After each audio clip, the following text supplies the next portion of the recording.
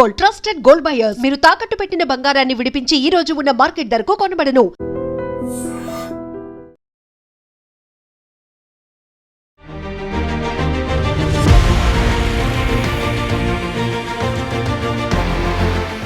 కేవలం యాక్సిడెంట్ తర్వాత ఇక్కడికే మార్చురీ దగ్గరగా అందరి మృతదేహాలను అయితే తీసుకొచ్చారు. ప్రస్తుతం మన ముందు మార్చురీ దగ్గర వాళ్ళ సంబంధికులందరూ కూడా మార్చురీ లోపల ఉన్నారు.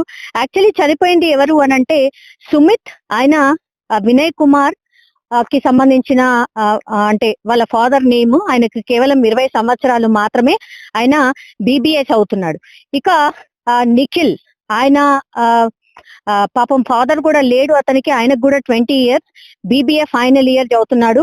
అండ్ ఇంకోటి బల్మురి రోహిత్, ఆయన విద్యాసాగర్ రావు, వాళ్ళ ఫాదర్ పేరు వచ్చేసి అండ్ 18 years మాత్రమే, ఇంజనీరింగ్ స్టూడెంట్, MGIT లో చదువుతున్నాడు.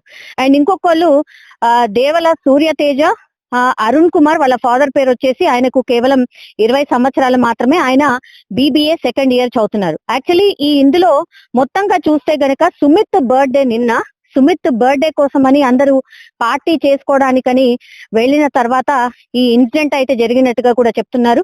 సో ప్రస్తుతం మన ముందు మార్చురీ దగ్గర అందరూ వాళ్ళ పేరెంట్స్ కి సంబంధికుల అందరూ కూడా ఈ మార్చురీ లోపలనే ఉన్నారు.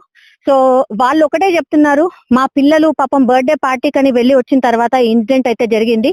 సో కంప్లీట్లీ మాకు కూడా తెలీదు, ఇట్లా జరుగుతుందని మేము కూడా అనుకోలేదు అన్నటువంటి ఒపీనియన్ తోని వాళ్ళు కూడా ఉన్నటువంటి సిచ్యువేషన్ అయితే కనిపిస్తోంది.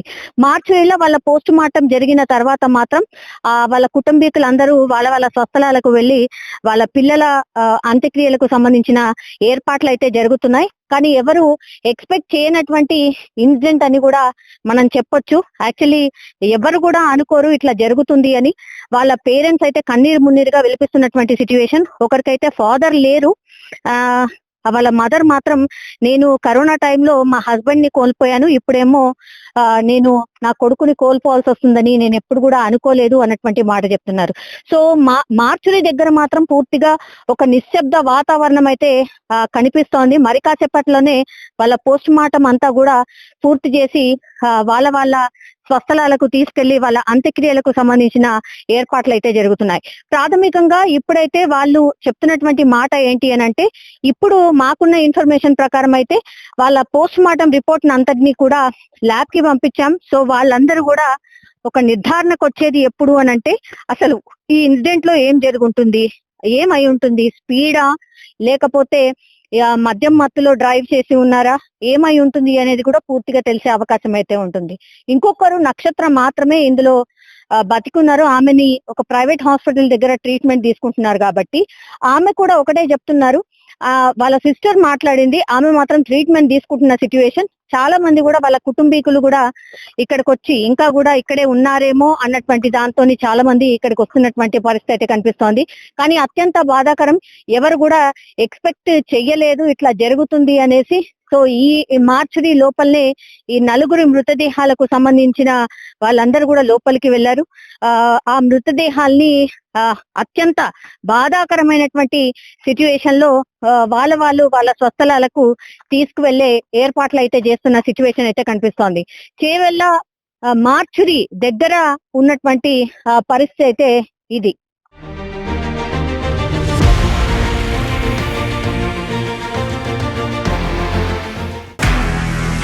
నిజంగా ప్రస్తుతం ఉన్నటువంటి సమాజం దేనికి ప్రయారిటీ ఇస్తుంది? ఆర్థిక సంబంధాల చుట్టూ మాత్రమే తిరుగుతుంది. మళ్ళీ ఎన్నికలంగానే చాలా విరక్తి కలుగుతుంది. మంచి అనిపిస్తుంది కదా, లేడీస్ కూడా ఛాలెంజింగ్ జాబ్స్ చేసినప్పుడు చాలా బాగుంటది. ట్రాఫిక్ అసిస్టెంట్స్ గా నియమించిన ట్రాన్స్జెండర్స్ అందరితో సాల్యూట్ చేయించుకుంటున్నారు. ఫుడ్ డెలివరీ ఇవ్వటానికి వెళ్ళినటువంటి డెలివరీ బాయ్ అనిల్ పై కళ్ళ ముందు